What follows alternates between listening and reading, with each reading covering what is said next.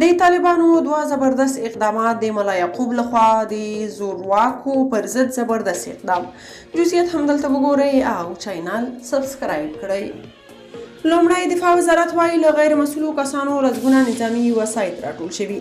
د جمهوریت له سقوط وروسته یو شمېر طالب قمندانان چې په خپل سرتوګی نظامي وسایط کولونو ته وړي وو او له خرابېدو وروسته یې ځای پر ځای پرېښي وو، خو ملا یعقوب ورته متوجه شو. د 200 قلوردو د نظامي وسایطو د راټولولو کمیسیون د لویدیځ په ولایتونو کې لسګونه هغه وسایط چې د غیر مسؤلو کسانو په واک کې وو له هرات، فراه او بادغیس ولایتونو څخه د 200 قلوردو ته لېږدولي دي.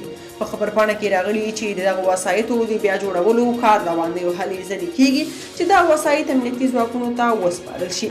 په ترلاسه شوو وسایطو کې رینجر، هاموي ټانکونه، انټرنیشنل او ضربتي ټانکونه هم شامل دي. دوهم، په ټول هیواد کې 1500 زره ځمکه له غصب راګرځول شوې. تېرو 20 کلونو کې د افغانستان ډېرې دولتي ځمکې د زورواکو جنګسالارانو لخوا غصب شوې وي، اوس یې طالبان بیرته راګرځوي. د ځمکو له غصبه د مخنیوي کمیسیون وایي د دغه کمیسیون د کار له پیله تر اوسه په ټول هیواد کې شاوخوا 1500 زره ځمکه غصب شوې بیرته راګرځول شوې ده. د ځمکو د غصب د مخنیوي او غصب شوو ځمکو د استرداد کمیسیون ویان وایي یوازې په کابل کې تر 1400 جریبه ډېره ځمکه له غاصبینو بیرته راګرځول شوې ده.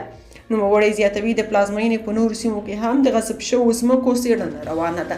د ځمکو د غصب د مخنیوي او غصب شوو ځمکو د استرداد کمیسیون د 1401 هجري لمریز کال په نیمایي کې د سرپرست حکومت د مشر د فرمان په اساس جوړ شو چې موخه یې د ځمکو د غصب مخنیوی او بیرته دولت ته راګرځول دي.